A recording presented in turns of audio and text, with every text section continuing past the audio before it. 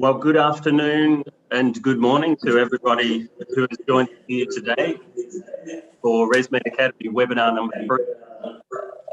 We really appreciate all of you joining us here on Saturday afternoon in Asia, and of course our panelists and moderators joining us from Europe and Singapore for an early morning.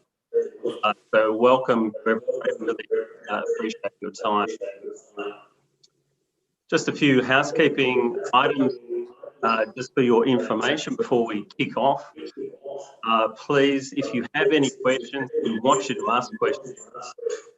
Could you please put that into the Q&A section of your Zoom browser at the bottom of the panel. You can give it to somebody specifically or ask generally to the panel. For our Malaysian participants, there is a points for this activity 21026. Importantly, also the webinar will be available in video format in the next few weeks on resmed.com, including right now for anybody who is speaking Thai, there is interpretation in Thai. There's also interpretation for Chinese and also Bahasa Indonesia. All you need to do is click at the bottom of the panel, choose your language, and you'll be able to hear it in that language.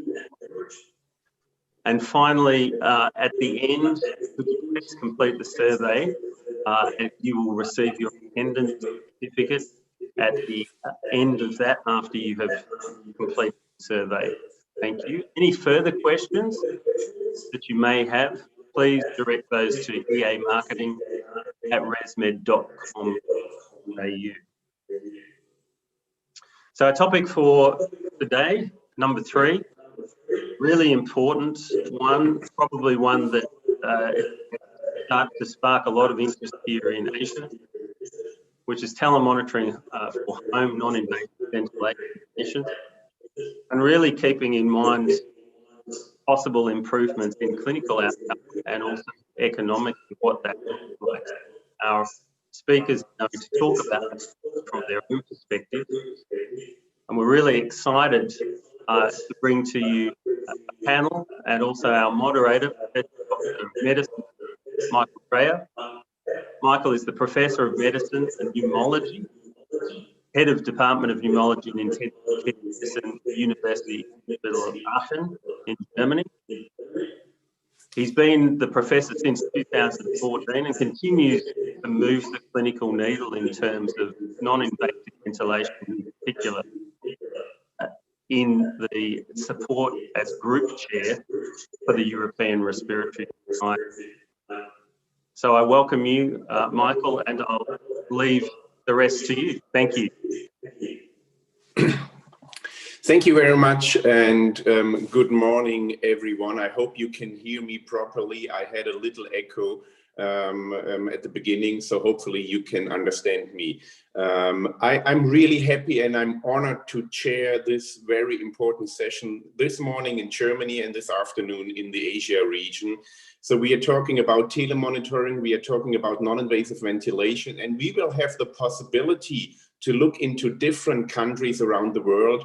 And we have a lot of experts from all around the world. So once again, it's a great pleasure for me to be part of this symposia today. We have a strict timetable because we are covering a lot of topics all around the world. So I will directly introduce our panel, and I would like to start with the first speaker, Christoph Schöbel.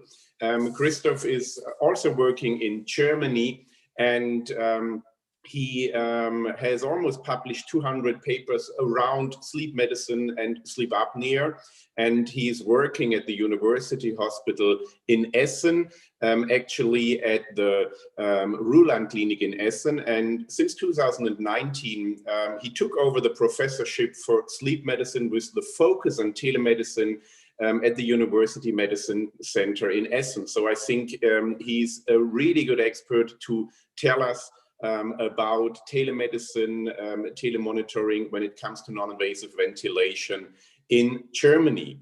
The second speaker will be our colleague Chen Zhao, Senior Consultant in the Department of Anesthesiology, Intensive Care and Pain Medicine at Ten Tuc Seng Hospital. Also the Director of Home Ventilation and Respiratory Support Service since 2009 and Chairperson of Hospital Tracheostomy Work Group. He has been the Director of the TTS Home Ventilation and Respiratory Support Service since 2009. And thereby he overlooks more than 150 adults patients needing complex home mechanical ventilation. So I think another perfect expert to tell us how it works in Singapore. Then we are going back to Europe, into Scotland, to Chris Carlin, being a consultant physician and NRS senior investigator in sleep and respiratory medicine at NHS Greater Glasgow and Clyde.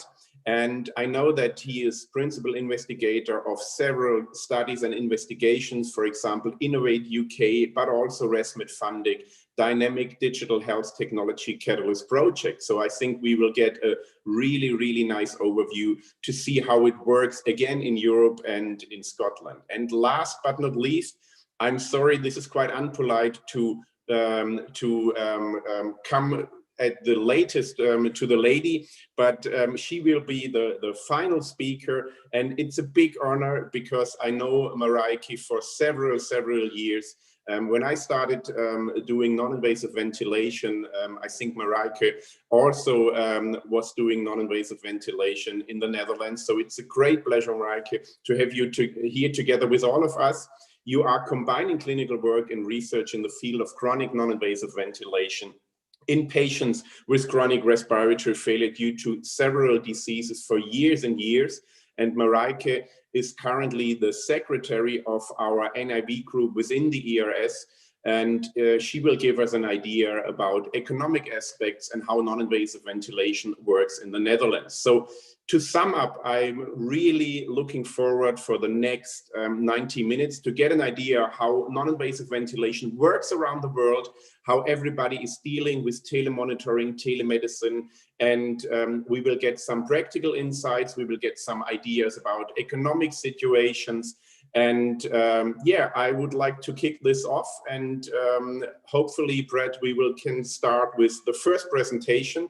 So it's Professor Schöbel from Germany to give us an idea about non-invasive ventilation, the development of telemonitoring services in Germany. And Christoph, it's up to you. Looking forward to your talk.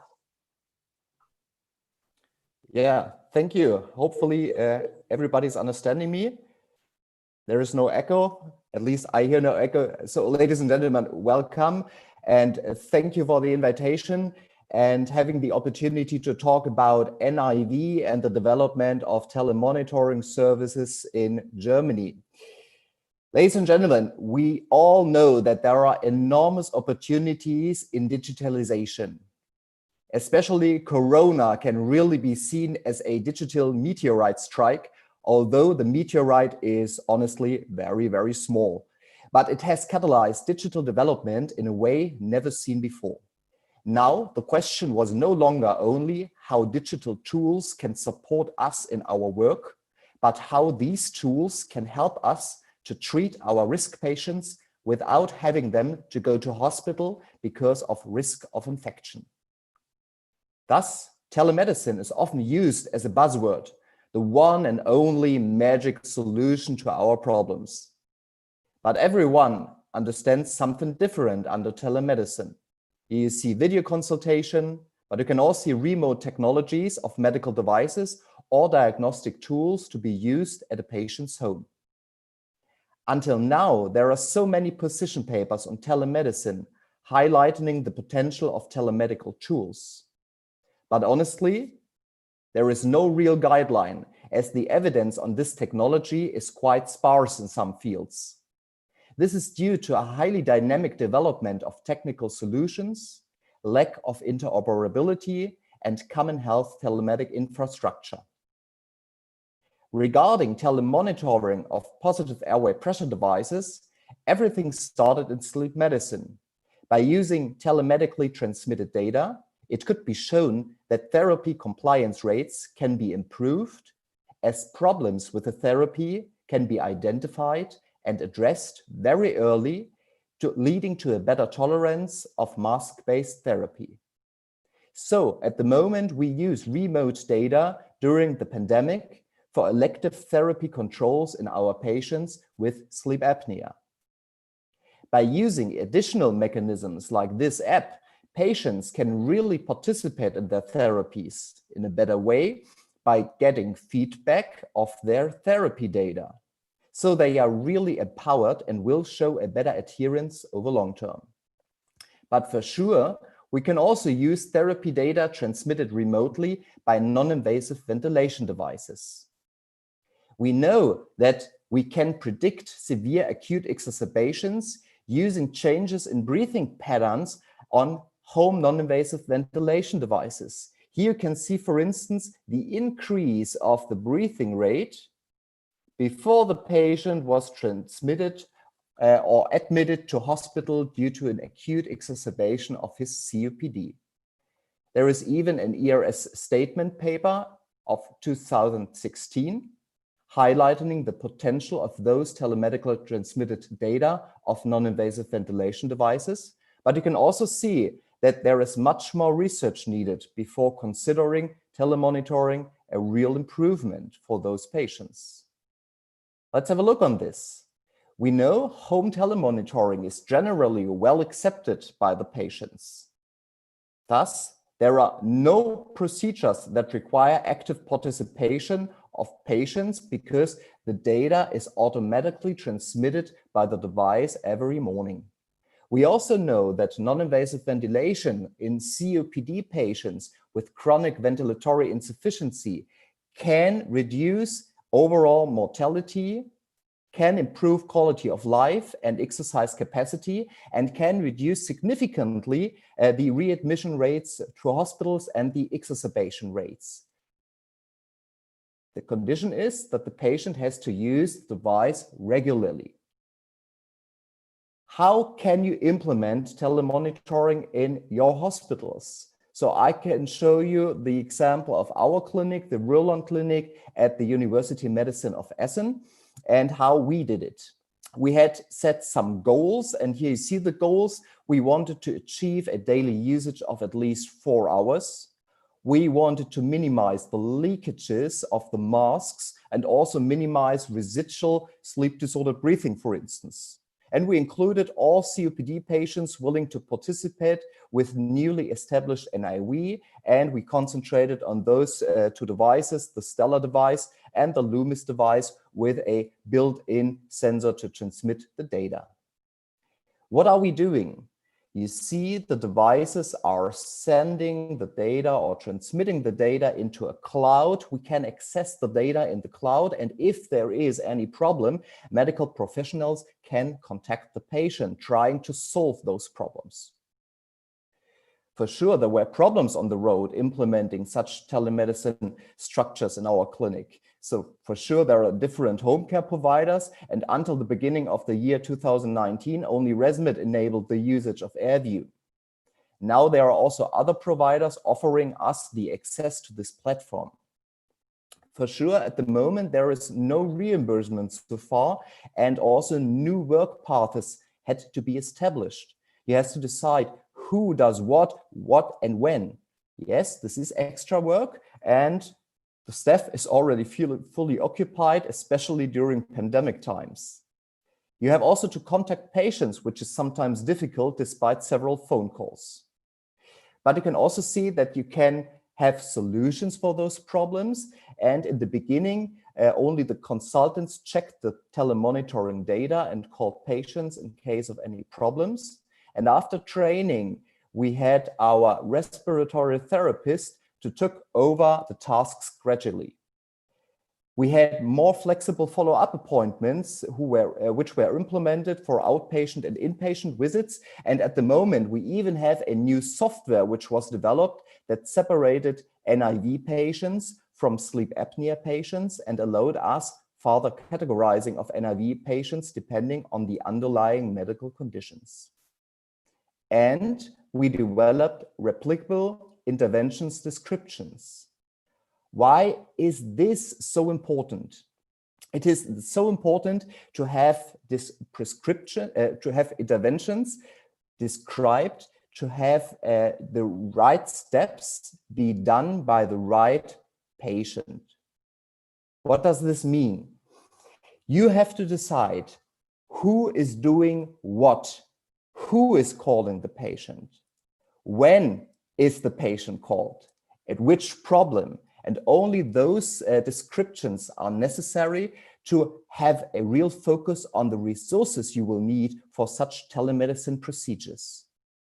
What does it look like? Here you see the dashboard of the newly developed AirView platform for non-invasive ventilation patients. For instance, this is the patient on non-invasive ventilation due to his COPD with chronic ventilatory insufficiency.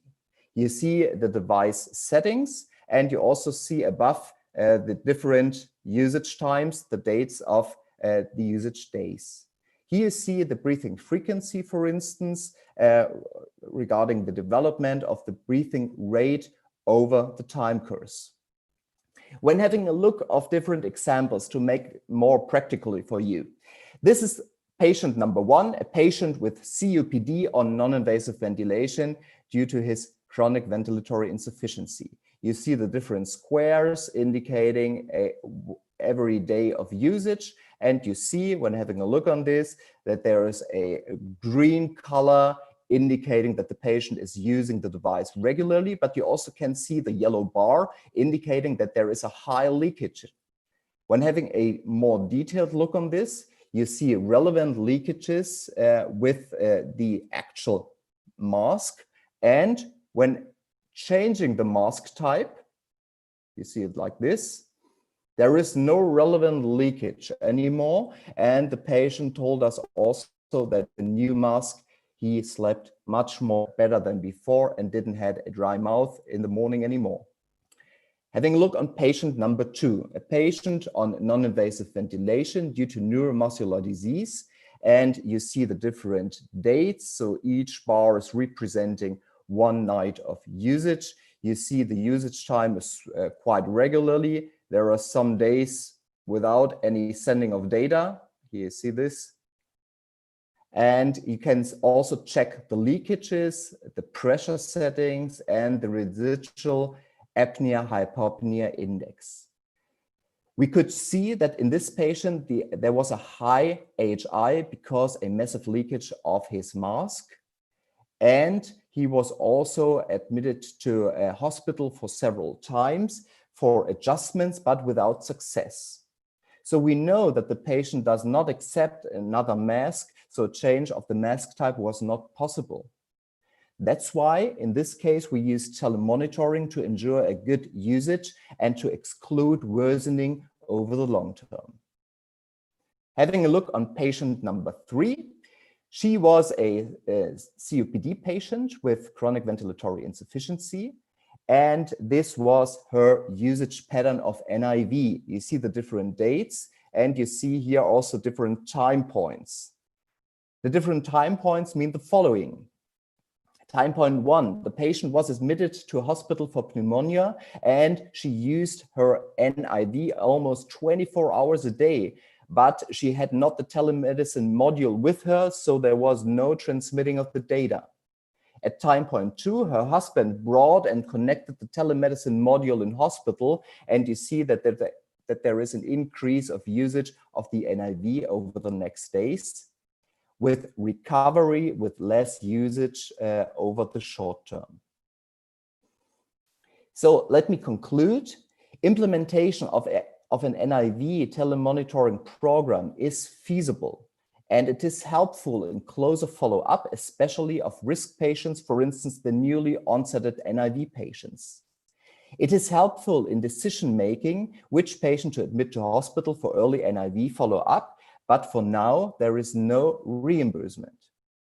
Please keep in mind that we talk about asynchronous data transmission. That means there is no 24/7 service to detect acute deteriorations. And without additional parameters transmitted, like the oxygen saturation or CO2 data, it is impossible to evaluate the whole effect of NIV with telemonitoring. So for sure, we need further studies. But honestly, all those solutions presented so far will only show their whole potential if combined together in a smart healthcare pathway, as you see it here, integrating clinical data and data from the therapy devices. This is the thing we should keep in mind. Regardless which digital tool we use, our patients should remain in the center of our focus.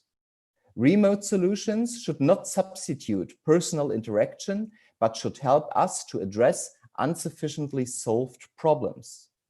And that's why I would like to have you those take-home messages and to pay attention that remote technologies can really support us if choosing the right sensors or devices, to have a safe and correct transmission of the data.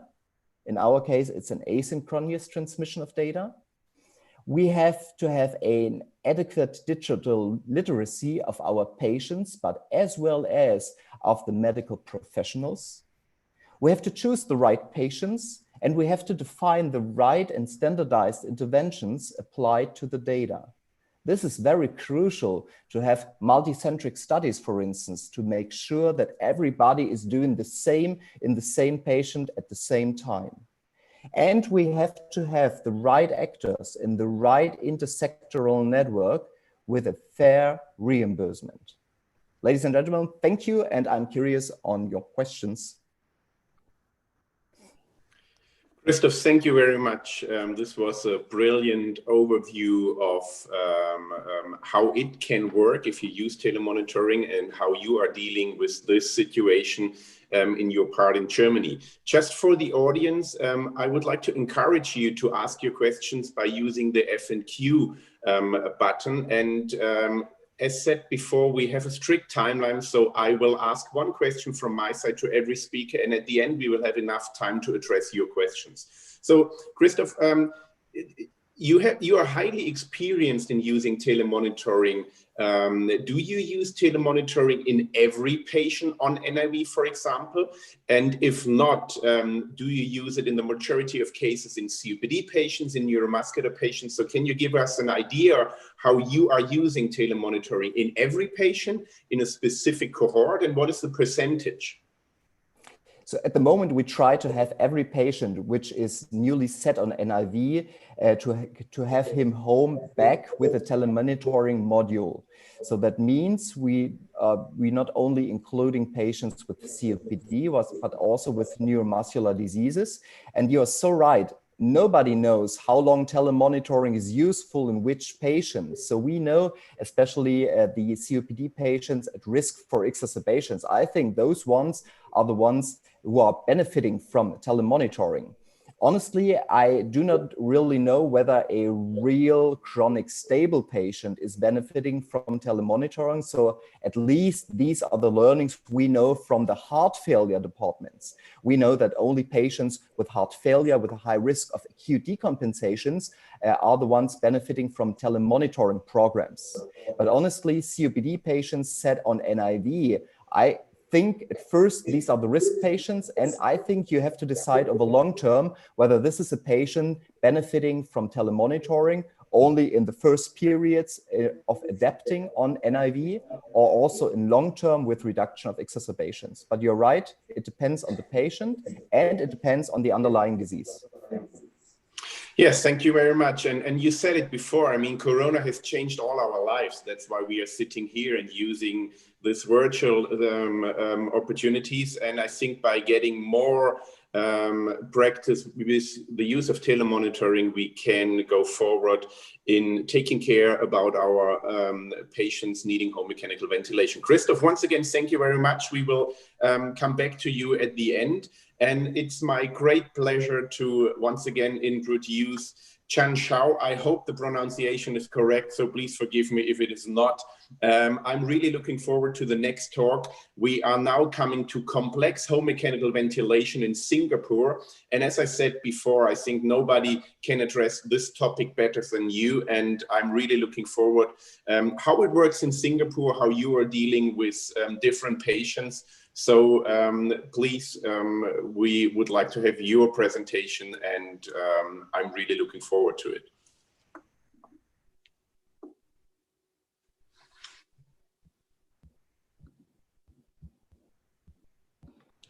Thank you very much for inviting me, and I feel very humbled. I stand like a baby amongst giants. Just last night, I was reading Marieka's paper, and then as I told Michael, I've been following all the literature coming from Europe too. And so I'm very grateful to be given the opportunity here to share. Can I just check that everybody can hear me loud and clear? Okay. I can hear you perfect, yeah. Thank you. So I come from a very small island which just measures 42 kilometers from east to west. And at the bottom left corner, this is my hospital. It was founded by a philanthropist who was a migrant from China to Southeast Asia. But now it is a government-funded public hospital, and as such, I do not have financial disclosures. The history, so this talk may be more pertinent to Southeast Asian countries where we are trying to start long-term ventilation. And the reason is because we think that some of our patients who are in ICU and cannot be liberated still have some good years ahead, and we want to help them to live well. And I think that is the focus in Southeast Asia, whilst later on, we will look at how having a clinic-based service with sleep and breathing help prevent the patients from getting to ICU. So the story in Singapore started in 2001 with our children's hospital, Kanang Kebau Hospital, starting a complex home care service. Independently of them, we started in 2009 in Tan Tock Seng Hospital, and since 2011, we have received government funding for our program. And the National University Hospital Pediatric Complex Home Care Service was started in 2014.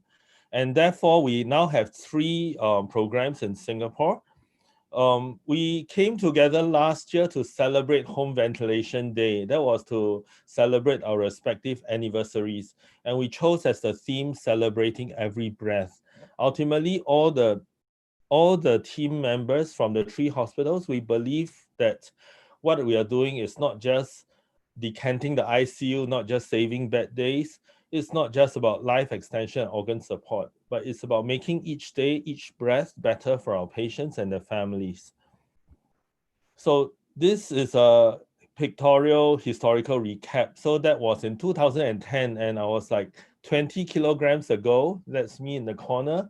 And this was our ICU nursing officer. And we had 3 very brave families who kind of rebelled against the system and said, let me take my loved ones home. And there was no looking back. So this gentleman actually went home. He lived 6 years to look after his children, became a confidant to his teenage daughters growing up. And I think all of them realized that there are burdens, there is suffering that comes with chronic ventilation, but also that it was worth it. So what do we do as a service? The core of our service is complex home ventilation. So I took the term complex from the UK draft document, which differentiates simple from complex home ventilation. Simple home ventilation being in people who can don and doff their own devices, who are more or less mobile and go to work like a normal person, and then they just need nocturnal ventilation. And complex home ventilation being for people with tracheostomy ventilation, NIV round the clock, or NIV nocturnal, but with complex cardiac neuro medical conditions. So our team focuses on complex home ventilation. So in Singapore, there are pulmonologists who independently prescribe NIV for COPD on an ad hoc basis. And there are many pulmonologists and ENT doctors who prescribe CPAP for OSA and OHS. But there is no national body and there's no national registry for them. And therefore, the only group that is looking at patients in a cohorted fashion are the 3 complex home care groups. So our team has got the following composition. It's very multidisciplinary. I would say that the nurses and therapists are the backbone. The doctors are there to provide direction, but all the hard work is done by my team, by the nurses and the therapists. So what do? We go to the different hospitals, select and review the patients. Then we have family meetings to align all our goals. And then my team of nurses and therapists works with the respective referring hospitals teams to prepare them for home. And my nurses will actually go to do a final assessment of the family members before home. And then we do ongoing post-discharge visits and education as well as general medical care. Okay, so this system happens because we were and probably still are a third world country, third world going into first. We've got a high per capita GDP, but in terms of social services, we are not as well as endowed as some European countries or Canada, for example. But that means that the burden and the privilege and burden of care rests on the shoulders of the family members. And this is a challenge that we will be tackling in the years to come, because as the families grow smaller, we will need to look at alternative care models. Of course, we are very grateful to the domestic workers, caregivers from our neighboring Southeast Asian countries who are also part of the families and who help our patients very much. So the suite of practices that we do at home, for those who came from ICU, then we generally help to look after the ventilator. We do secretion management and optimize that. Then as soon as possible, we try to do leak ventilation so that they can communicate speech, and then optimize the swallow if possible. And then for those who can attain this, we decannulate them to non-invasive ventilation. Earlier, I mentioned a complex sleep ventilation clinic. So if a neuromuscular patient comes to our clinic with sleep disordered breathing, we will do the initial test in the hospital, the blood gases, the spirometry, the sleep study, but we initiate the ventilation at home. And we do it in a very haphazard way, clinical way, without research. And I apologize that this is how it has been. But that is what we've been doing for the last 7 or 8 years. On top of the respiratory management, we provide general medical and nursing care. And then very importantly, we coordinate their returns to hospital. So the long-term ventilated patients still have surgical problems. They may have other non-respiratory medical problems. And the busy acute hospital with many departments is not in a good position to look after their needs. So my nurses and therapists would run to the patient and we would talk to the attending doctors and the team and help to coordinate and make sure all these things happen in a safe and comfortable fashion. We were very excited when we read the article by John Buck in 2010 about how to decannulate patients and extubate patients. And generally, for those patients with preserved to moderate bowel conditions, we do try to extubate them to non-invasive ventilation. So for example, this young gentleman, he was in our medical ICU, he's got Becker's dystrophy, and he had a severe pneumonia. And after 2 months or so, we managed to extubate him to NIV. And I'm glad to say that with nocturnal ventilation plus maintenance cough assist, he's been well for the last 5 years. So we run a home ventilation clinic. The waiting time is very long and the patients are seen fairly infrequently. But when they come, these are all the things that we do for them. We've got this list largely thanks to our British colleagues from Northeast Assisted Ventilation, the Newcastle group. So we kind of like understudied quite a few overseas models, and this is what we arrive at doing for them. And advanced care planning discussions is an ongoing thing, and it's always something that the patients dislike. When they first came, they told our neurology colleagues that we shouldn't be always talking about death, shouldn't be always talking about do you want the trachea, but these are important discussions, and it's an art that I'll say that all of us are still learning how to do better. And Singapore being a multiracial society, we've got people of Chinese, Malay, Indian descent, and now also from other Asian and European countries. Tailoring the conversation to their specific cultural nuances is very challenging. Just a brief word about what we do at home for non-invasive ventilation. So when a patient presents in clinic and we feel that the patient would benefit either because of obvious hypercapnia or because of sleep disordered breathing, generally we don't go purely by spirometric values because we find that the compliance to NIV is poor if they are not hypercapnic or they sleep okay. But generally, if they are symptomatic, then we would start NIV trial at home. And we've got a work around with the vendor to provide a free trial for the first 2 weeks. So the home visit is done by my home ventilation nurse or respiratory therapist. We do not have very complex sleep evaluation equipment at home, so it's all clinical.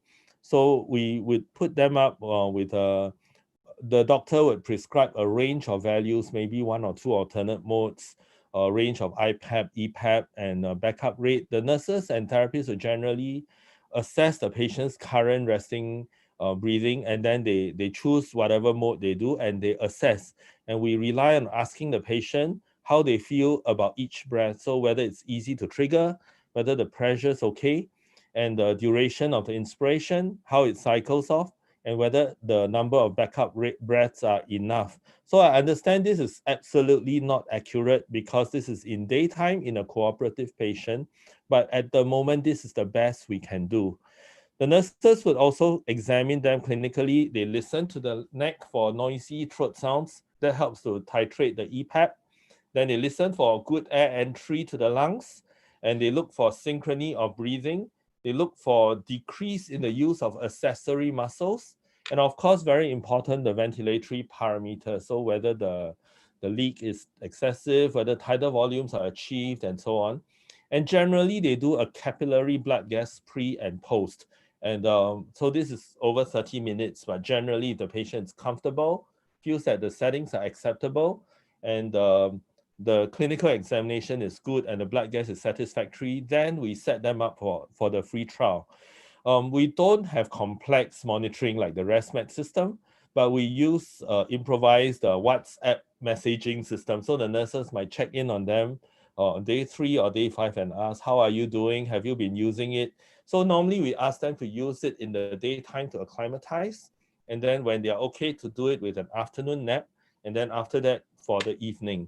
And so the nurses will be monitoring the progress, and the patient may say, oh, I use it only for 1 hour because my mouth is very dry and so on and so forth. And then we might over the phone ask them, do you feel that the gas is jetting around and so on? And if we need to change an interface, we arrange for that. Okay, I come to our roles in the acute hospital. So when the patients come back to the hospital for investigations, for example, a CT scan or MRI, when they come back for procedures, this is a patient coming for a gastrostomy or a PICC line insertion. Our nurse, this is Anura, our respiratory therapist, this is Luowei, a nursing officer. We actually have to accompany them and make sure that the respective care areas are able to look after them. We are not well published. We've only got 1 audit, and this was published last year. And essentially, it just describes our numbers of patients and so on. All we can say is that with home mechanical ventilation, survival is improved. Our case mix generally includes cervical cord injured, motor neuron disease, other neuromuscular diseases, and increasingly we are seeing a small number of bronchiectasis and pulmonary patients, but these are the majority of our cases. We have 1 or 2 people with severe heart failure who needed to use a ventilator as an inotrope to reduce the heart-lung interactions that are adversely affecting them. And so these are the post-ICU patients, but only 1 or 2. Okay. We've been privileged to have some local sharing. So this is a local ENT society meeting where we had talked about tracheostomy care. We run our own annual home ventilation course. And this is my nurse, Lydia, sharing at a community hospital to teach the team of nurses and therapists how to troubleshoot ventilator, tracheostomy, as well as cough assist issues. And this was a course in Malaysia, so we were very grateful that we were invited to Kuala Lumpur, Malaysia, organized by the MND Society to share about non-invasive ventilation for ALS. And we look forward to more collaboration in Southeast Asia, because I'm sure the need is very great. A big part of our work is education. So like if you have a tracheostomy and you don't humidify and you don't clear the airway, you get mucus plugs and so on. So all my patients' family members will have seen this ad nauseum, because this picture illustrates the airway and whether you're using NIV, in which case I'll be talking about bulbar effects on NIV, or they have a tracheostomy. We have to teach them some of these scientific facts. These are the handwritten notes of one of my patient's sisters. So she was illustrating how to do rescue breathing with a bag and mask, and you see the kind of detail that she goes into. Without our patients' family members, we really cannot pull this off. How did COVID-19 change the way we work? Well, we had to dress up a little bit more with PPEs. So when we do home visits, the paraphernalia that we have to bring along becomes a lot more. So these are the PPEs that we carry. This is our capillary blood gas machine, and there's a big trolley bag with other contents. This is Lydia again. She's doing a remote tele assessment of the family members' competency. Remember, I said that if a patient's coming home from ICU, before they are discharged from ICU, we need to make sure the patient and family members understand the condition and know how to do routine care as well as the emergency drills. So this is her going through the emergency drills for like tracheostomy blockage and so on and so forth. So to help us to help our family members and patients to remember everything, we actually came up with YouTube videos, originally 14 pragmatic videos focusing on emergency procedures, but we just added some videos on physiology so that they have a better understanding of how the body works. This was the video team that came up with this set of materials. And we have a Facebook page, and I've been shamelessly copying and pasting medical articles there for the sake of my medical and nursing colleagues. It's also a platform for us to share good news, generally inspirational, upbeat stories. We do not deny that there's a lot of burden and suffering in our patients, but if they've chosen to seek this treatment, I think the best we can do is to take one day at a time, one breath at a time, and through solidarity, helping each other make it as well as possible. That's all I have. Thank you very much. Well, thank you for this brilliant presentation, and it was perfect to see how you work, and you have a really, really experienced team, because taking care about invasive home mechanical ventilation is really complex. There is time for one short question and answer from the audience. So we got the first F&A questions. So somebody says, well, thanks overall for the excellent presentation once again. And the question is, can you give us an idea about the neuromuscular population? How many patients with neuromuscular diseases you are taking care? Okay, currently the number of patients we have that we are actively looking after is about between 150 to 180. I'm sorry, I don't have the exact number. So about, I would say that 3/4 of them are neuromuscular or spinal cord patients. So some are spinal cord patients who are either still on ventilation or and but the majority of ALS patients or patients with various muscular dystrophies. We also Thank have you very much. Parkinson's, multiple systems atrophy, and I know that Parkinson's is not a conventional candidate for NIV. So those patients actually were tracheostomized in ICU, and they ended up taking them as ICU cases. Perfect. Thank you very much. There are further questions. So as said before, we are coming at the end to all of those questions, hopefully.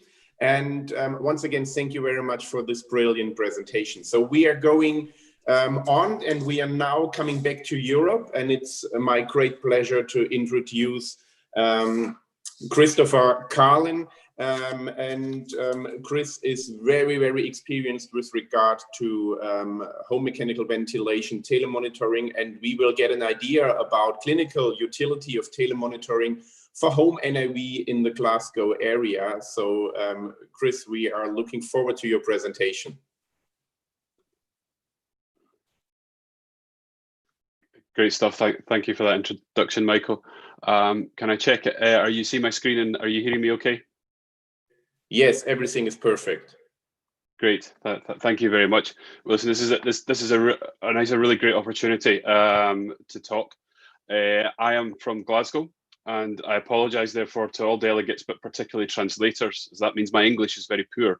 But I hope that we will get things through, and I've put some structured text content on my slides to try and help with this. Briefly, these are my disclosures. We are fortunate at my institution. We're designated as a testbed for innovation, and I think I'm building on what Christoph and Chanya have said. We're a centre for enthusiasm. We are trying to implement. We are trying to find patient user stories and focus on that. We're trying to use the technologies to help, and within those stories, try and capture some of that experience. And like Chanya, we are relatively little published, but we're working on that and building up and sharing our stories.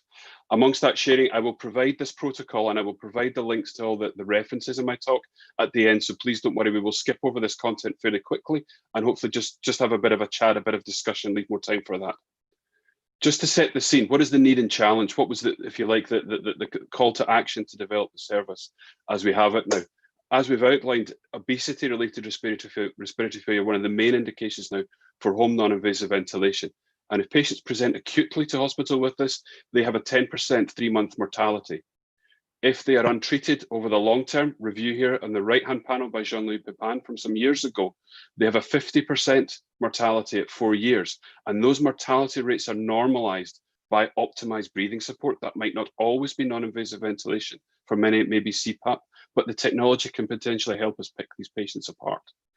It is now American guidelines that if a patient presents to hospital obese with hypercapnic respiratory failure, that NIV treatment is started in that hospital episode. But how we provide that, that's really challenging. How do we fit that in with a patient focus and within our service models, which have been further challenged in COVID times? For COPD, just very briefly, we know from a variety of studies, picking here the UK study, of course, as I would, the home non-invasive ventilation improves admission-free survival and a variety of other endpoints which matter to patients compared to those patients who do not have that home NIV treatment. If you look at the HOT HMV study, over 2,000 patients were screened for this, with just over 100 randomized. And of those patients who weren't randomized, the majority of them had indications or wished to have home NIV treatment. So weren't suitable to be randomized to the study. So the data from this should be applicable to a much broader range of patients, not necessarily those who meet the very precise criteria that needed to be in place to allow us to perform that randomized control trial. And that's worth bearing in mind when you're dealing with the real world patient in front of you. As Christoph said, the patient focus should be the most important thing. And here's an important point to take. This is a systematic review of a number of studies across Europe that colleagues presented a couple of years ago. And when you ask patients what they want, not coming into hospital with exacerbations is a top priority for COPD patients. So let's point our attention at that. And then if we think about the scale of the challenge, we need to find ways to address the COPD challenge, but also think about the obstructive sleep apnea challenge. And we know that with rising rates of COPD and rising rates of obesity, these two combine and confound one another, and that they lead to increased and aggravated hypercapnic respiratory failure and extended indications for breathing support. So there is a lot of it about. There is a need from a patient and a healthcare service model to provide and address this challenge. So how can we do this? So we turn to our assistive technologies to help us, the technology that we have now available. Very briefly, volume assured pressure support modes, auto NIV as it is often termed. We have been using this for several years at our centre to assist with the setup of the patient. If you provide the patient's target tidal volume and allow the device to provide its support within its algorithms with the EPAP to address upper airway resistance and the coexisting sleep apnea, then that device can do a lot of the work, a lot of the lifting, and allow you more time to focus on the clinical interactions, the family care, the anticipatory care planning, the practicalities of the mask and so forth. It can take away some of the work for you. There have been a large range of studies comparing these models with established therapy models, but some important points. One study from Elaine Fox, Paddy Murphy's team, you compare the volume assured, the auto NIV, to the expert protocolized nurse-led by the bedside setup, and it's equivalent. Dial the settings into the machine and press go. In the COPD context, it reduces the time in hospital for NIV setup. We've heard from our patients, they don't want to stay in hospital, they don't want to be in hospital. So the technology can help us. We've been using that widely. We also now have available through the AirView system and through a variety of others, two-way remote monitoring. These now require no patient user interaction. The patient doesn't need to hook it into their mobile system or to the Wi-Fi or anything else that is passive from the patient point of view. We can see summary and detailed review data, and Christoph's outlined what we get back.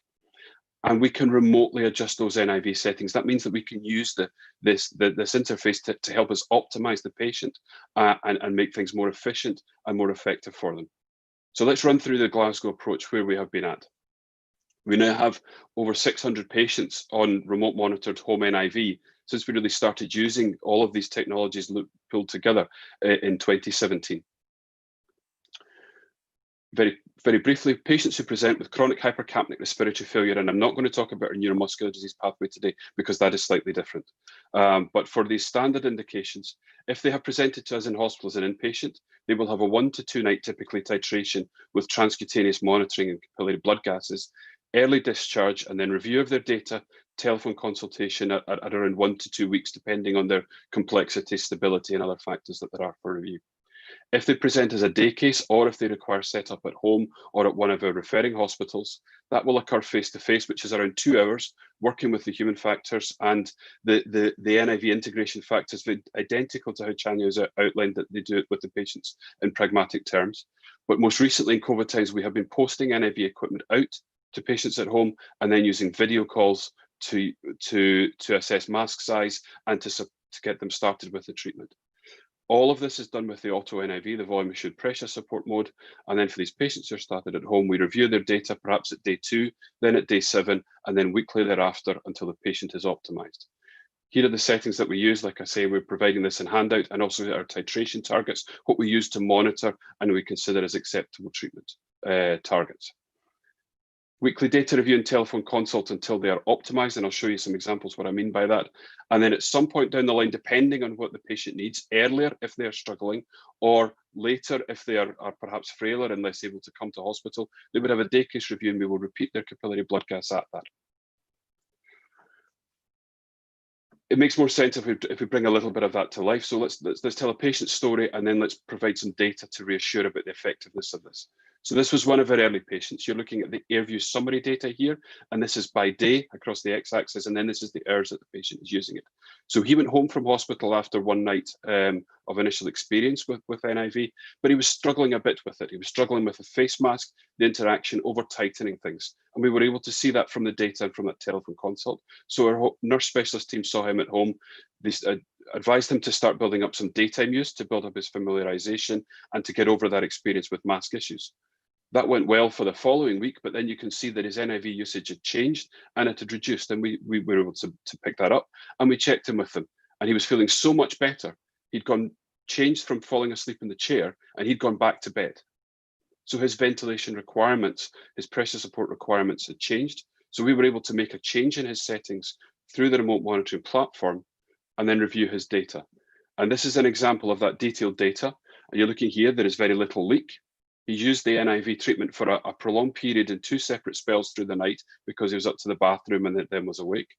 The device is providing high pressure support and a variable expiratory airways pressure. It's addressing the coexisting OSA that this patient had. His respiratory rate comes down when he starts therapy. His tidal volume goes up as the NIV augments things. He has a very low proportion of spontaneous triggered breaths. The machine is doing the work for him, and his minute ventilation is stabilized. This is what you can then infer from the remote monitoring data, that this is optimized NIV. We can check in on his progress, and at over the following 3 weeks, you can see his usage has been excellent. And we can check his capillary blood gases and see that his hypercapnic respiratory failure is controlled. As I said, we now have over 600 patients on remote monitored NIV, and we use the remote monitoring. We keep it running. We do not look at it very often in patients who are stable, but when we have that 6-month or 12-month review, we're able to reflect on that data and use it to make any adjustments if things are not going as they should be. But we look back at our first cohort of early patients who had started on this pathway for COPD, and that was 42 patients. And we were able to compare this with some control patients, around 28, who hadn't been referred to the service. So they had hypercapnic COPD with indication for home NIV, but we didn't know about them. We'd only found out about them 12 months later down the line. You can see our survival curves here, and at the top, the solid lines, these are improved in the patients who had home NIV. And for the patients who didn't continue home NIV despite our best efforts, they had poor outcomes similarly to that. This improvement in admission-free survival, when we overlay it with the HOT HMV study, exactly matches it. So you can deliver randomized control trial equivalent outcomes with a real-world achievable service model based around these assistive technologies. We show that it is effective. It controls the hypercapnic respiratory failure, reduction in the CO2, which is we know now that the proxy for the improved clinical outcomes. It should be the main thing that we are targeting with the treatment from a physiological point of view. Significant reduction in the number of admissions, significant reduction in occupied bed days. Come back in the next slide to what that might mean. But it didn't increase our service costs. So it doesn't involve any more time. In fact, it is time efficient because there is less work spent with inpatient setup and overnight therapist involvement. If we look at that admission numbers and occupied bed day numbers, and we look at the hospital costs in Scotland, when we provide this therapy, that's a cost saving per year of over £22,000. And that more than offsets the cost, around £1,500 for the device therapy and the remote monitoring with our tariff for therapy in Scotland. I think Mariko will probably talk some more about healthcare cost data, but also we have to look at the patient focus. And this is the patient's data that I showed you, with the patient optimized over the following 4-week period. And Grandpa Ken indeed thrive with his dream machine and has continued on treatment over the last 3 years. Just as a look ahead at where we are going with this, it was reported in the press last year that we were turning to artificial intelligence and wearable technology, and that's partly true, but not quite as true as this article perhaps made out. This is now our NHS Scotland patient interface. We co-designed this with patients over the last 3 years, and this allows them to share data from consumable wearables, from home NIV treatment through the AirView system, and for other healthcare sensor or therapy data in the future. The patients have an interface to message us and for us to message back to them. And it asks them patient-reported outcomes on a regular basis for our sleep patients less often, for our COPD patients daily. They have some self-management recommendations for COPD or for other things. And also within our sleep aspect of the service, they have their kit management. They can request new masks, new tubing, and so forth through this. It brings all the data together in the one place, so we can see the summary of their patient-reported outcomes, their background structured health data, what there is a rescue pack, their messaging threads, along with their hospital events and their wearable and NIV data. We can use this to learn. We can apply machine learning algorithms and start to look at predictions. What can this remote monitoring data tell us about exacerbation patterns matching up to those events? Can it start to give us alerts that are actionable? We can't, of course, monitor all of this patient's data all of the time. That would be highly burdensome and never realistic. But perhaps with further use of assistive technology, we'll be able to progress to more of a proactive service model rather than a reactive approach where we need to wait and find out that the patient has had problems with their NIV at their scheduled follow-up, or we wait till a patient lands in hospital with us with an exacerbation that could have been addressed earlier by the community respiratory team. You can find out a little bit more about our COPD digital service at this link, and a couple of videos about our innovation vision and our test bed experience at these links. And like I said, I'm providing these as an enclosure at the end. I will stop there, and hopefully there's time left for discussions and Q&A with the panel, which I'm looking forward to. Thank you.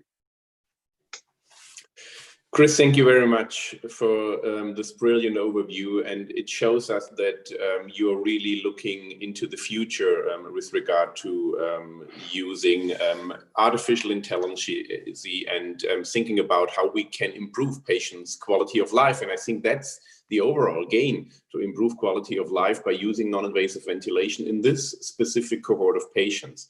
One question from my side, and as you said, we try to have more discussion at the end.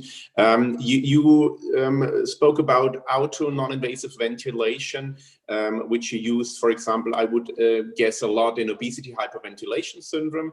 But what is the percentage of auto non-invasive ventilation versus conventional non-invasive ventilation without target volume ventilation, for example, in your area? Can you give us an idea about, are you using more auto non-invasive ventilation approaches compared to conventional approaches? Sure. So we had been using the auto NIV ventilation for in-hospital setup since 2012, but then converting that to standard spontaneous times mode for outpatient therapy for the majority. Since around 2016-17, we were learning that many patients were coming back for retitration adjustments over time, and the technology had improved, and the cost differential between that auto NIV, that volume assured mode, and conventional modes has narrowed. So we provide now for all of our obesity patients and all of our COPD patients as default the auto NIV mode for ongoing therapy. We rarely make a switch if we are struggling with the setup or with the patient tolerance. For our neuromuscular patients, as I said, we have a different pathway, but we are starting to use the volume assured pressure support modes more for these patients as well. Thank you very much. I mean, this is a really good overview and showing that technology is improving and we are getting familiar with these new technologies, not only using it at setup, but also in the home environment. Chris, thank you so far. And we are going on, and we are coming to you, Mareike. And as I said before, it's a great pleasure to have you in this panelist. And we are now talking about an important aspect, at least in the European countries, economic viability of setting up NIV at home using telemonitoring. So Mareike, it's up to you. I'm looking forward to your talk.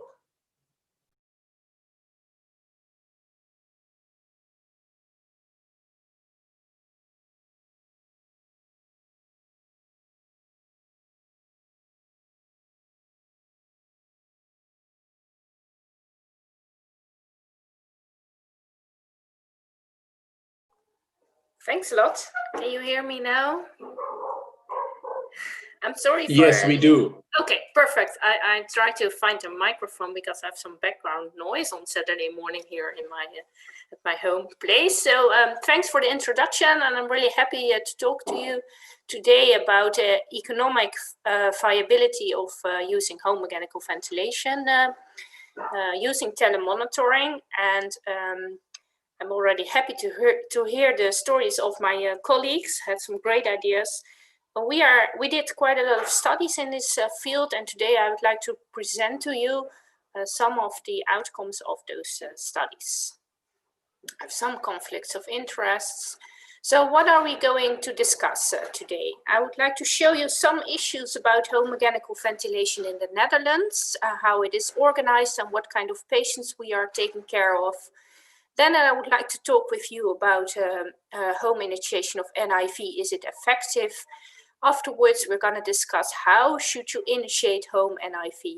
And finally, I would like to discuss the cost effectiveness of this issue, but it's not my main part actually, because as I heard already before, the most important thing is still our patients and that we take care of our patients in a proper way. So this is the Netherlands. It's actually quite a small country. Maybe some of you don't even know the Netherlands, but it's a small country in Europe. And we are quite well organized, as I have to say, maybe because we are such a small country. I'm working at the University of Groningen. That's really in the north of the Netherlands. And this is our hospital. And as you can see here, this is the way how we organized home mechanical ventilation in the Netherlands. There are 4 centers, that is Groningen, Utrecht, Rotterdam, and Maastricht, and we divided the country in 4 parts. So actually we are taking care of the patients in the orange part, while the other centers have their own area. And that means that every patient in the Netherlands that has home mechanical ventilation, whether it's invasive or non-invasive, is connected to one of those 4 centers. And that means that the way that we work, we try to make that equal in the 4 centers, and we collaborate very well.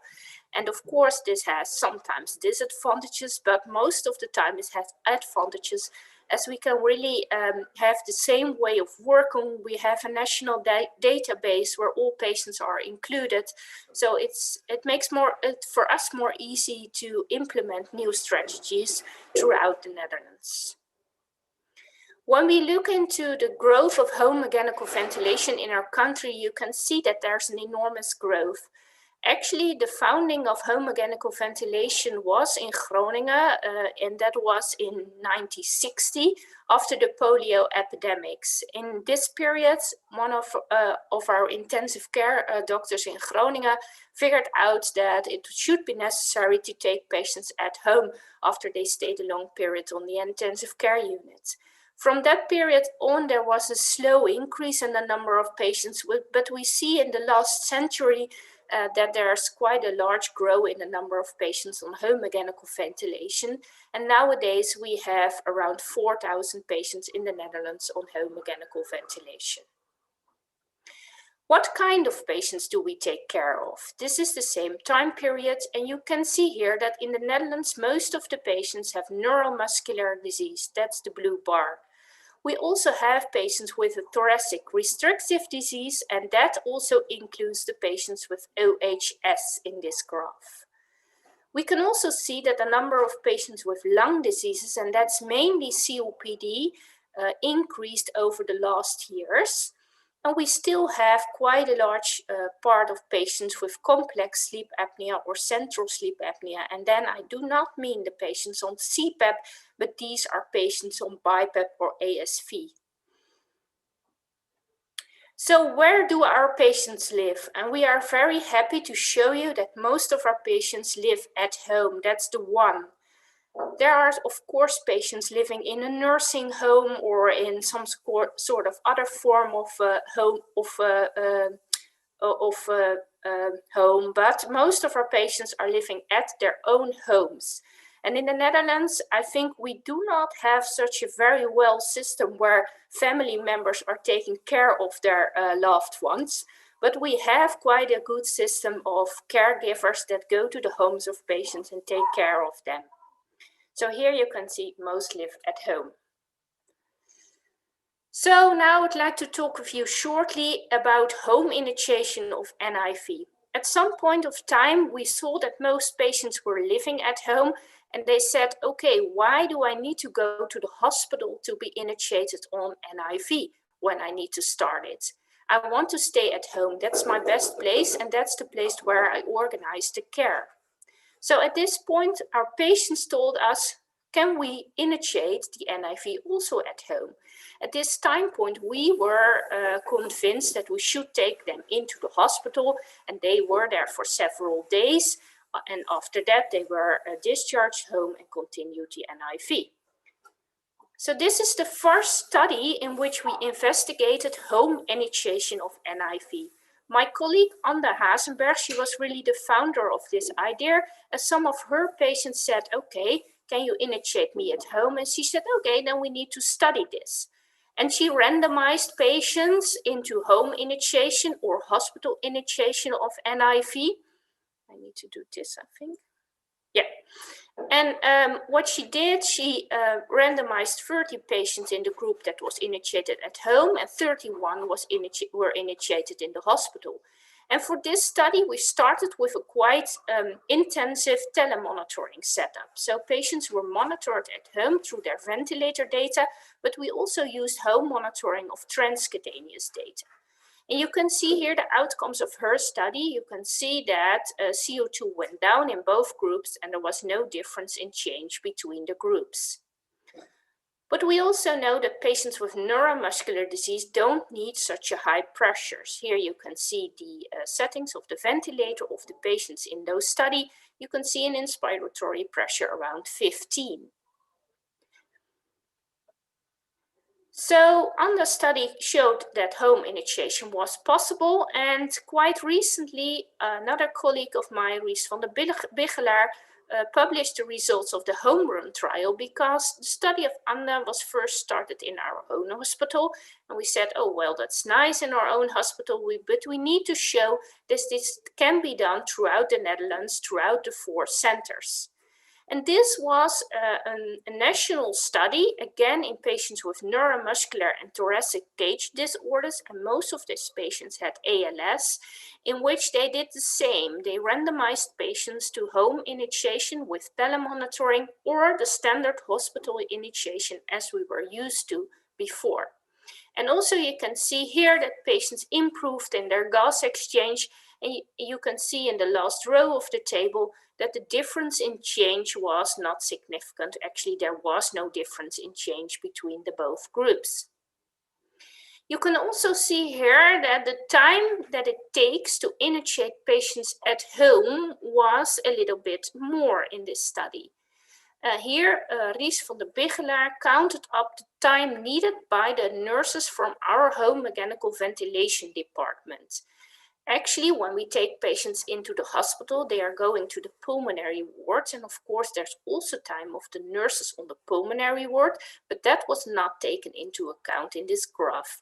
What he did, he calculated the time needed by the nurses of the home mechanical ventilation center to take care of those patients. And on a normal, normally, when our nurses of the home mechanical ventilation center are initiated patients in the hospital, they go to the wards and there they are adjusting settings and adjusting masks, etc.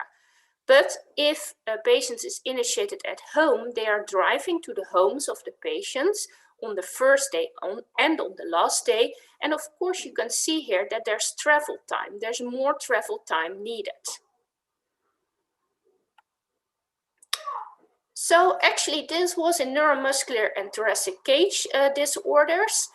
And what I would like to show you is also the results that we had in the group of COPD patients, as we know that the COPD patients need higher pressures.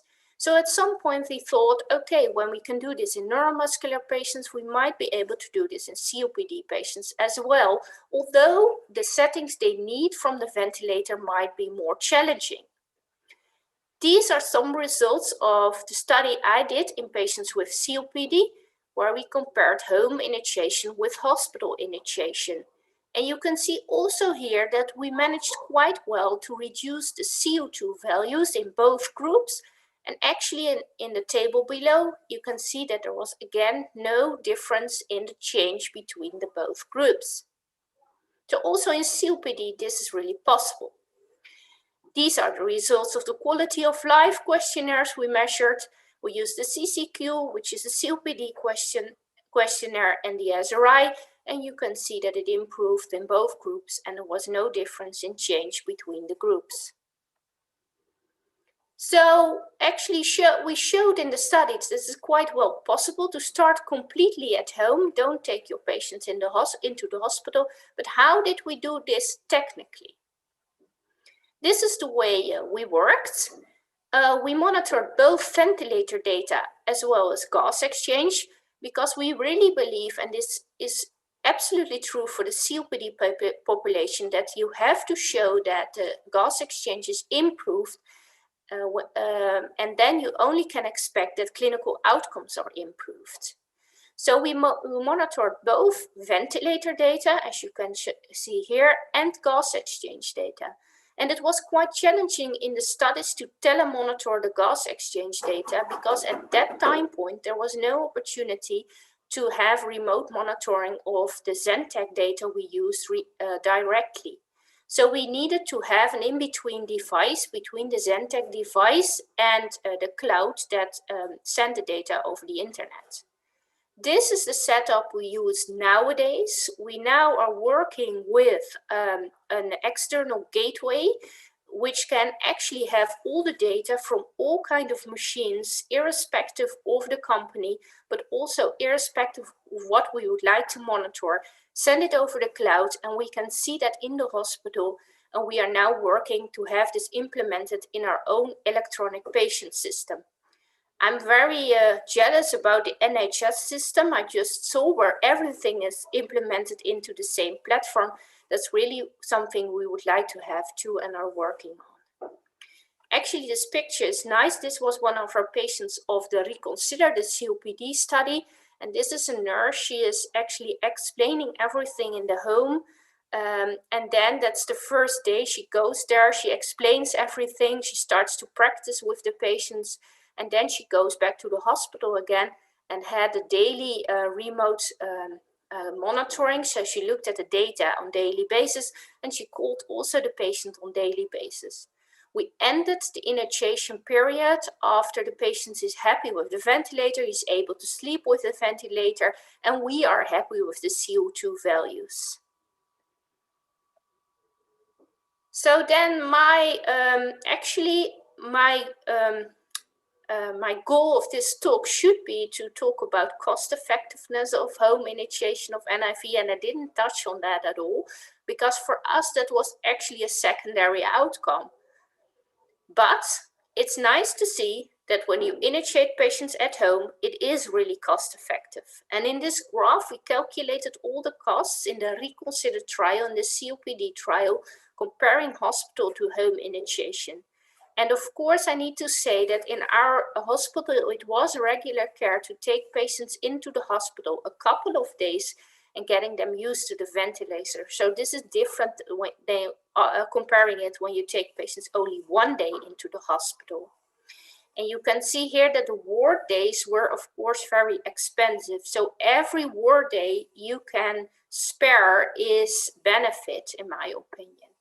And you can see here that the travel time, travel costs, they were, of course, there for our team, but it was not so much as compared to material costs and ward days.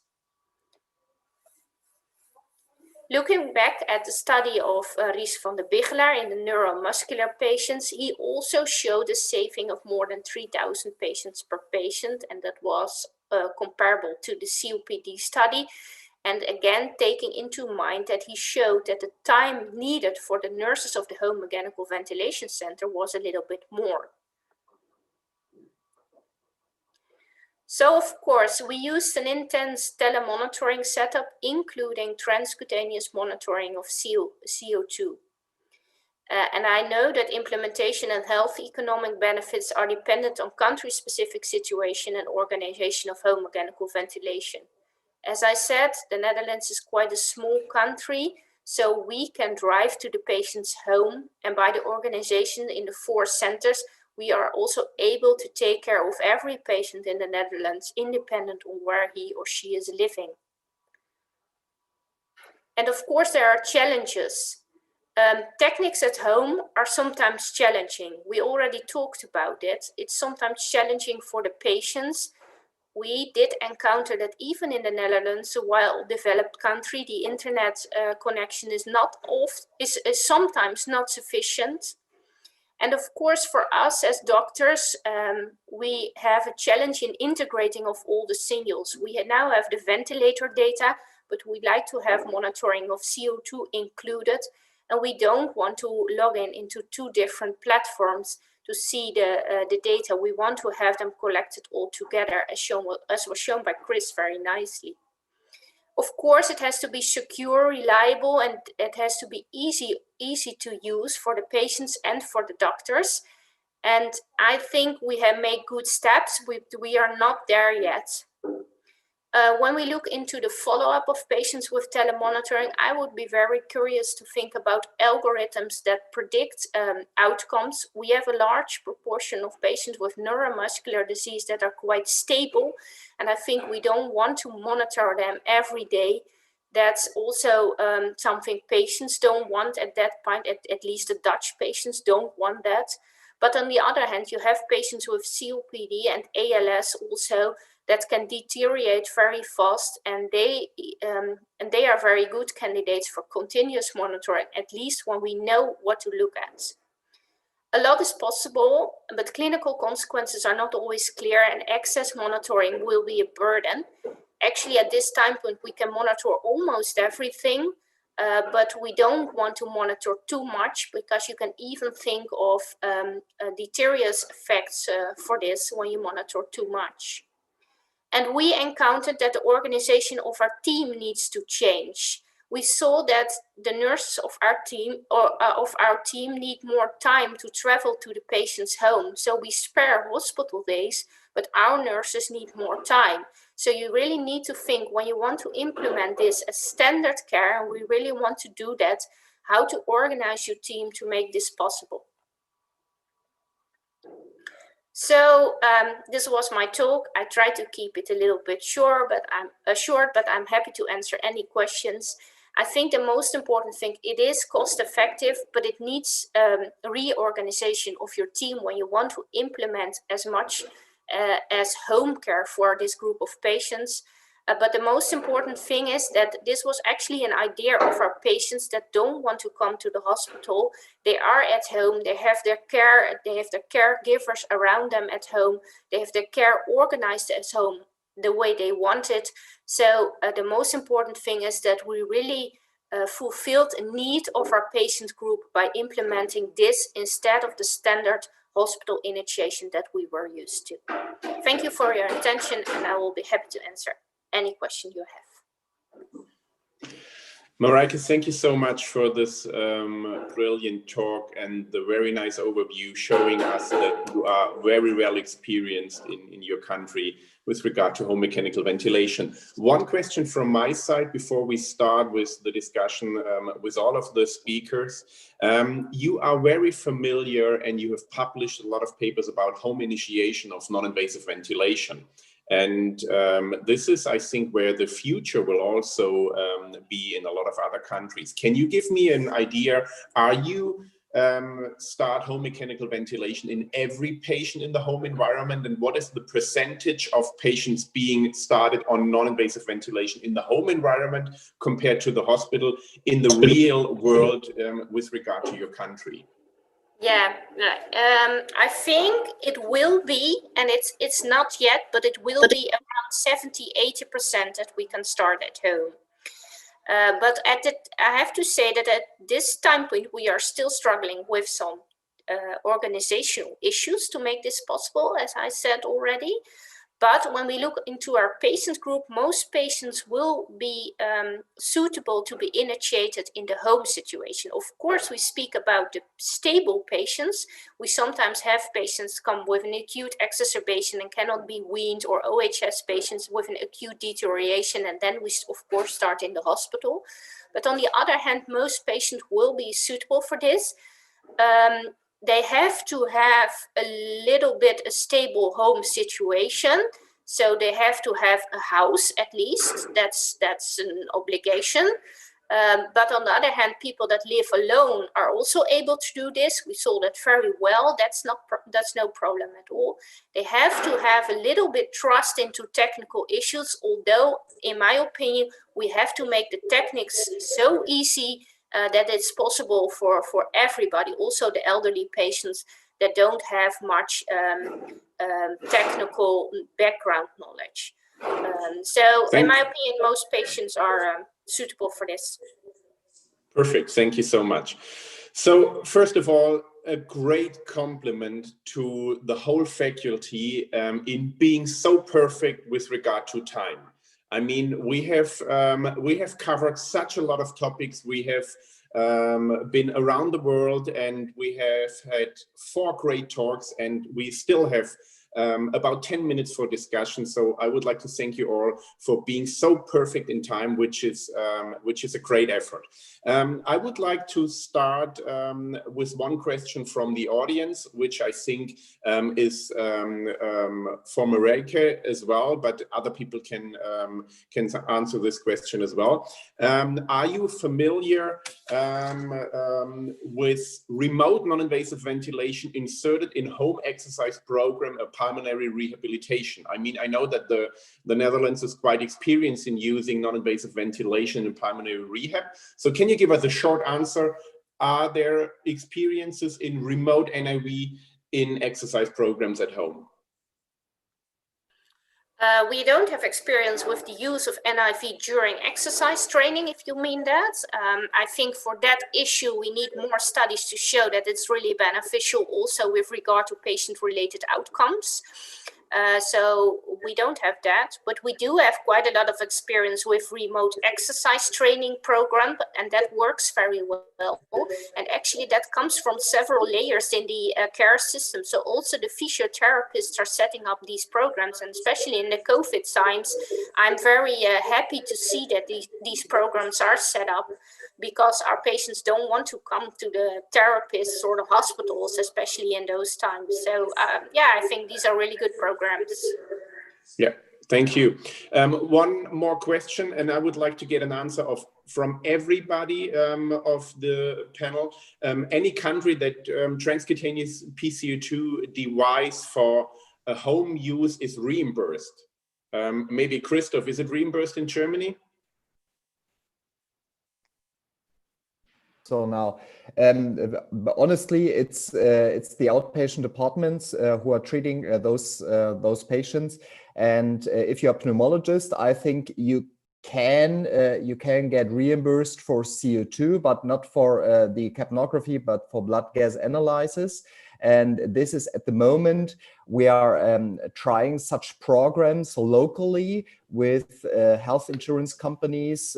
It's due to the so-called innovation funds. So there are attempts also to get reimbursement established in the clinical routine, but this is only in projects so far. Okay, so going away from the reimbursement aspect towards the patient and the diagnostic again, are you using transcutaneous CO2 monitoring in Scotland in routinely practice in the home environment? So Chris, what about Scotland? Sure. So Scotland has a slightly unusual funding model. So we have a large packet of money to each health board, and we can do what we will with that. So we have limited staff time, and we have transcutaneous devices available and probes and consumables. So we have to focus those where it's going to add most value. So that's predominantly our neuromuscular patients. And we're using it more for the surveillance patients, those who are on a trajectory to ventilation, and occasionally to help optimize a patient. We don't use it routinely. We don't have a service provider, and we don't have a setup to remotely access that data like Marika has in Netherlands. It's still sitting separate. Go and collect the device, download it, and then review that data alongside your other bits of data.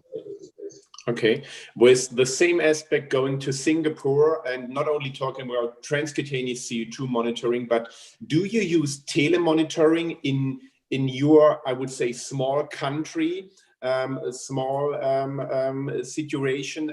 Are you using telemonitoring, or is it that you can visit everybody personally? What about in Singapore?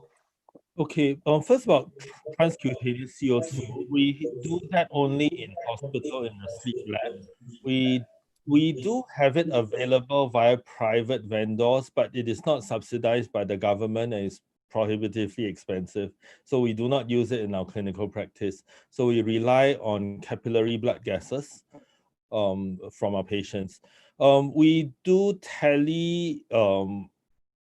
teleconsults and advice. So our nurses would call the patients or WhatsApp the patients, especially the ones who are newly set up, the ones who have recent deteriorations or exacerbations. So they have a system where they may call or message them once every 2 months if they are well, but if they know that Mr. XYZ is not so well, then they may check on them more frequently. But we don't have, we are piloting a formal telemedicine program in Singapore, but home ventilation hasn't jumped on the wagon yet because of too many regulatory and technical difficulties. Thank you very much. One question regarding the current situation. One user is asking, just want to ask the challenges of NIV in the current situation of COVID-19 widespread infection. So maybe everybody can comment with a short answer. what has changed with regard to home mechanical ventilation, taking care about those patients with regard to COVID-19? And I would like to start with Marijke. And since we only have a few minutes, so just give us a short answer. What has changed with regard to COVID-19 when taking care about home mechanical ventilation in your country?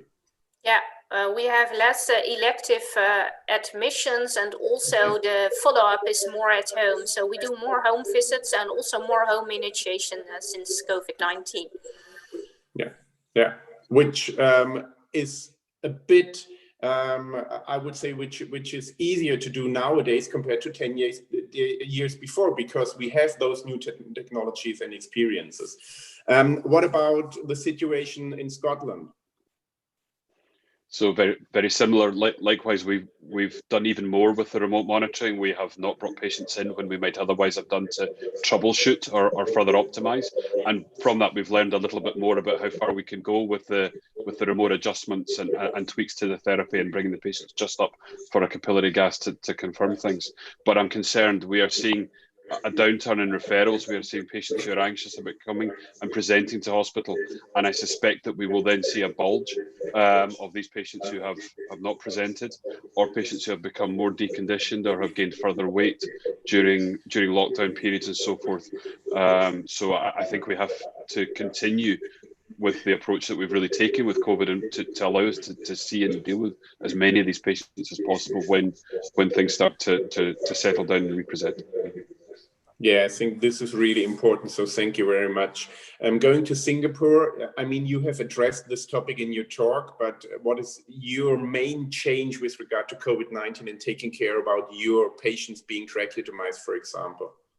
So in common with Christopher's experience, we had a sharp drop in referrals between March and July. That was a period when we were in so-called circuit breaker mode in Singapore, the lockdown. And we've generally tried to push through. So if the neurologists tell us as a new patient, Bauber, and so on, then we may give them alternative advice. But if it sounds like clear-cut respiratory weakness, we do try to reach out to them. And on this, our practice was quite informed by the British guidelines. So recently there was a HCV meeting, and they talked about how to handle Bauber, non-Bauber patients, so we try to align with them. On the issue of infection control, we haven't, I know in Europe you recommend changing systems to a non-vented system, but we've not found it practicable to do that for our 150 patients at home. So what we've done is that to a best guess approach, we asked them if they've had any exposure to COVID positive patients, any suspicious symptoms. If they do, then when we visit, we actually wear the full PPE, N95, goggles, and everything. But otherwise, we kept them on the same breathing circuit that they were using prior to COVID. And thankful that to date, we have had no positive COVID patients or family members in our cohort. So the COVID has largely spared them, I think, because they are confined to their homes. Thank you very much. So Christoph, last question for you. Going away from COVID, I'm sorry, but we have one more question from the audience, and I think you can properly answer this question. Where do you store the data from the Telemonitoring NIV home service in the countries presenting here today? Is it in a cloud server in the hospital or any other place linked to the health system? Maybe you can give us a short answer. For sure, at the moment, we can only rely on the platforms of the providers, but you saw several solutions possibly to realize interoperability. That means that the data can be integrated into the hospital record systems and to be integrated with the clinical data. And at the moment, we are developing such a platform just to collect the data, to integrate the data, and also to program algorithms for clinical decision support systems, which is only able with integrated data. Perfect. Thank you very much. So we are at the end of this morning, and I would like to thank you once again for this perfect presentation, this perfect overview about how to treat patients with chronic respiratory failure around the world. I would like to thank everybody for joining us this morning. I would like to thank ResMed for giving me the opportunity to be part of this very highly valuable meeting. And the last few words are coming from you, Brett. So thank you very much for giving me the opportunity to share this knowledge this morning. Brett, the last words for you. You're very welcome. And just echo thanks to you, Michael, for moderating the session, and to our panel of experts. Some very good topics that you guys have talked about. There's a few other questions that could be thrown around. I think that will be for next time. But again, thanks very much to the team. Attendees, the webinar will be available in a video format in the next few weeks on resmed.com. And for your attendance certificate, please complete the survey once you jump out. And any further questions that you may have for us or for the panelists, just email us at eamarketing@resmed.com.au. And with that, I say good morning, good afternoon, good evening to everybody, and have a great Saturday. Thank you.